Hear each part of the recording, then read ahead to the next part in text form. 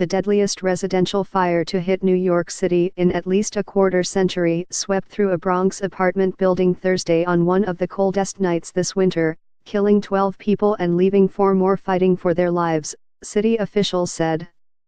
The dead included a child around a year old, New York City Mayor Bill de Blasio said during a briefing outside the building.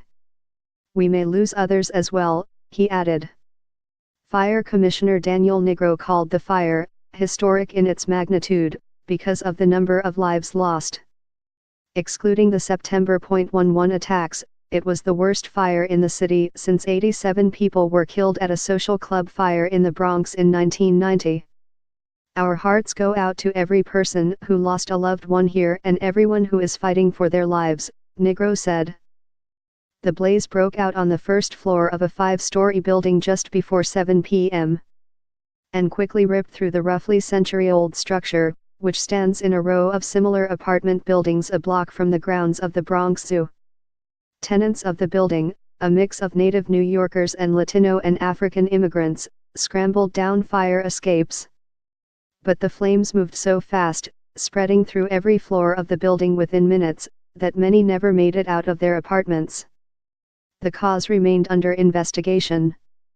About 170 firefighters worked in bone-chilling cold, just 15 degrees, to rescue about a dozen people from the building.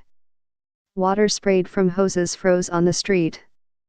Thierno Diallo, 59, a security guard originally from Conakry, Guinea, who lives in a ground-floor apartment, said he was asleep when he heard banging on the door.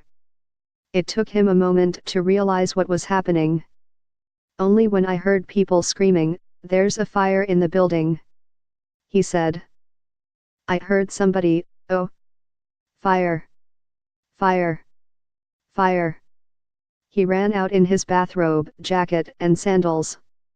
Kenneth Kodua, 37, said he left his apartment to get food, leaving his roommate behind, and came back to find people fleeing in a panic. Hours later, he was still trying to find out whether his roommate escaped. I tried calling her. No answer," he said, still clutching his bag of uneaten food. His phone was dead. Many questions remained in the immediate aftermath of the blaze, including how the fire spread so quickly in a brick building built after catastrophic fires at the turn of the 20th century, ushered in an era of tougher enforcement of fire codes. The building had more than 20 units. It was not new enough that it was required to have modern-day fireproofing, like sprinkler systems and interior steel construction. Neighborhood resident Robert Gonzalez said a friend who lives in the building was able to get out via the fire escape as another resident fled with 5 children. "When I got here, she was crying," Gonzalez said. Other witnesses described seeing burned bodies being carried away on stretchers and young girls who had escaped the building standing barefoot outside with no coats. Windows on some upper floors were smashed and blackened.